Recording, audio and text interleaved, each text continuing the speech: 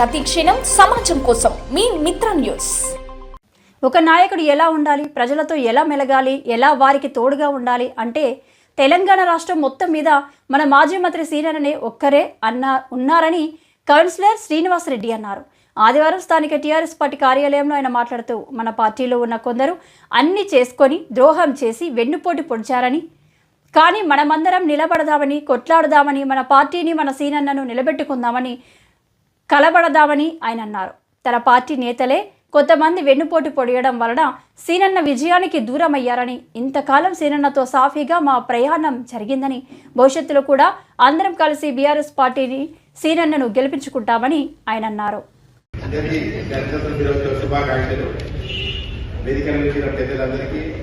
మరియు మా dynamic leader సీనన్న గారికి అందరికీ ధన్యవాదాలు తెలియజేస్తూ, ఒక నాయకుడు ఎలా పనిచేయాలి, ఎలా ప్రజలకు అందుబాటులో ఉండాలి, ప్రజలతో ఎలా నిర్ణయం అవ్వాలి అని తెలుసుకోవాలంటే రాష్ట్రం మొత్తంలో, దేశం మొత్తంలో ఈ సీనన్న పెట్టాలి. ప్రజలకు అందుబాటులో ఒక అర్ధరాత్రి ప్రాబ్లం వచ్చింది అంటే హైదరాబాద్ నుంచి, దుబాయ్ నుంచి ఎక్కడున్నా స్పందించి ఏకైక వ్యక్తి బాబురావులు ఎవరు ఉన్నారంటే కేవలం శ్రీనివాస్ గౌడ్ మాత్రమే ఉన్నారు. దాంట్లో ఎలాంటి అభివృద్ధి లేదు. ఇప్పుడు వచ్చిన కొంతమంది నేను అది ఇది అని చెప్పుకుంటున్నాడు, గాలి మాటలకి అవన్నీ విచిత్రమైన ధోరణిలో వెళ్తున్న వాళ్లకు కాలం సమాధానం చెప్తుంది. ఆ కాలం కోసం వెయిట్ చేద్దాం. మన దగ్గర కూడా మన పార్టీలో దొంగలు పడ్డారు, దోచుకొని పోయారు, అన్ని పని చేసుకున్నారు, తర్వాత ద్రోహం చేశారు. అయినా సరే మనం తడబడ్డాం, నిలబడదాం, కలబడదాం, మళ్ళీ నిలుద్దాం. మా వాటిలో కూడా శాశ్వతమైన రెండు సమస్యలు చాలా ఉన్నాయి. ఒకటి ఎర్రగుండ నీళ్లు వెళ్ళడం కోసం హైవే పైన కల్వర్ట్లు కావాలి.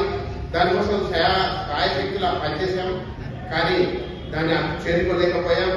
అలాగే కమ్యూనిటీ హాల్ విషయంలో కూడా 70% మేము దాన్ని సాధించాం. అనుకోని పరిస్థితుల వలన, కొందరు చేసిన ద్రోహాల వలన అధికార మార్పిడి జరిగి ఆ పనిని చేరుకోలేకపోయాం. త్వరలో, అతి త్వరలో జరిగే కార్యక్రమం మళ్ళీ సీనన్న గెలుపుతో ఆ విజయాన్ని కూడా సొంతం చేసుకుంటాం. మా ప్రయాణం సీనన్నకు ఇంత సాఫీగా, ఇంత హ్యాపీగా, ఇంత మంచిగా జరుగుతున్నందుకు మేము ఎప్పుడు నీ వెన్నంటే ఉంటామన్నా.